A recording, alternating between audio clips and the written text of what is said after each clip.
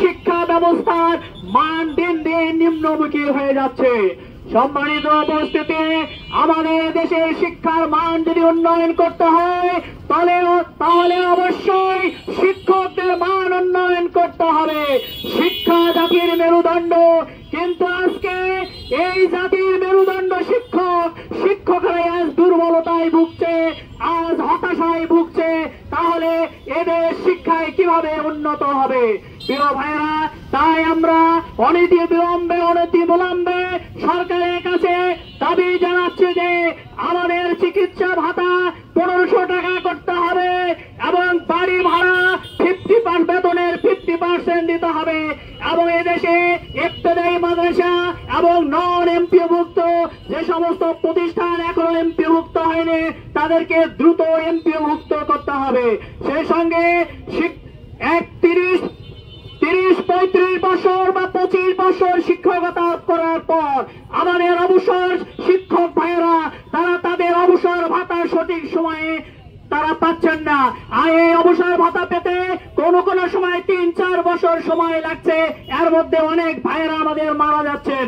সুতরাং আমরা সরকারের কাছে দাবি জানাতে চাই যে অবসরের পরে 6 মাসের মধ্যে তাদের অবসর ভাতা দিতে হবে।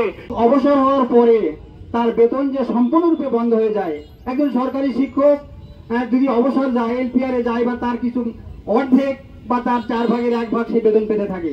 কিন্তু এই বেসরকারি শিক্ষকেরা যখন অবসরে যায়, যেদিন থেকে তার শেষ সিগনেচার হয়ে যায় তারপর দিন থেকে তার একটি পয়সাও তার পকেটে আসার কোনো সম্ভাবনা থাকে না। যে আমার মতো যারা এই ধরনের শিক্ষক তারা কিভাবে দিনাতিপাত করবো বা আমরা কিভাবে চলবো, এই জিনিসটা কেউ আসলে সরকার থেকে আরম্ভ করে যারা আমরা কর্মরত আছি তারাও এটা বিবেচনায় রাখি না। যখন এই কর্মরত শিক্ষকগণ যখন তাদের চাকরি থেকে অবসর নেয় তখন তারা বুঝতে পারে যে সত্যিকারে এই অবসর জীবনটা কত মর্মান্তিক, কত দুঃখজনক। তাই আমি আজকের এই সমাবেশ থেকে সরকার মহোদয় শিয়া বাটার ও ভিটামিন ই সমৃদ্ধ লিলি বিউটি সোপ, তারুণ্যময় উজ্জ্বল ত্বকের জন্য। রিমার্ক। আপনারা জানেন মাদ্রাসা সহ প্রত্যেক বেসরকারি শিক্ষকদের জন্য যে বাড়ি ভাড়া 20% এইটার প্রস্তাব কিন্তু শিক্ষা মন্ত্রণালয় থেকে অর্থ মন্ত্রণালয়ে প্রেরণ করা হয়েছিল।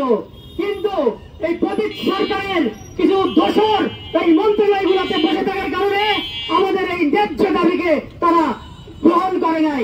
মাত্র 500 টাকা দাবি পূরণ করে তারা মনে করেছে যে আমরা এটা মেনে নেব। আমরা হুঁশিয়ার করতে চাই, আপনারা সাবধান হয়ে যান।